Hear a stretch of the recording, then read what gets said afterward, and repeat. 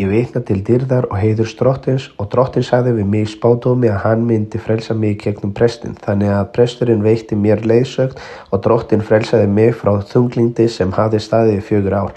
Bræður mínir, eftir þetta þunglindi byrjaði óvinurinn að setja í huga mínum leiðir til að taka líf mitt, en Guð yfirgaf mig aldrei. Óvinurinn setti fram eina leið til að taka líf mitt og næsta dag dreymdi ég systur Maríu Lúísu.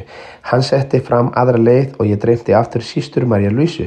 Bræður mínir, í raun átti ég heila viku þar sem ég dreymdi hvern dag systur Maríu Lúísu.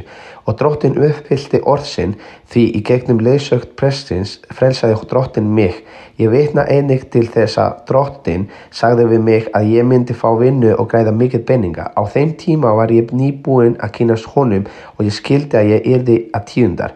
Því Guð sagði, þú verður að gefa það sem er mitt. En þegar ég reiknaði upphæðina var hún gríðarleg og ég gat ekki gefið svona mikið. Í raun var það of mikið peninga. Síðan leyfði Guð að faraldur kæmi og mamma minn misti vinnuna.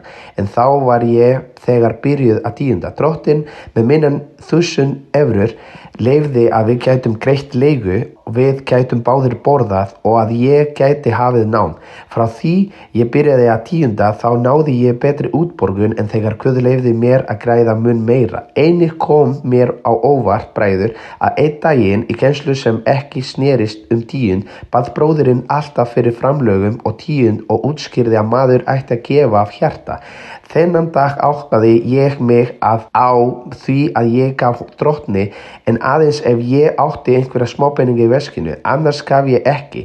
Þegar bróðirinn talaði fyllti sig ótta og sagði, frá og með þessum mánuði mun ég skipta öll hluta launs minns í framlög, ekki aðeins tíund. Bræður mínir, strax eftir þessa ákvörðun byrjaði drottinn að leggja peninga inn á reikning mín, svo mikið að ég þurfti að biðja hann leiðsögn af ótta vegna peningana sem hann lagði inn og allt þetta vitna ég til dýrðar og heiðurs drottins.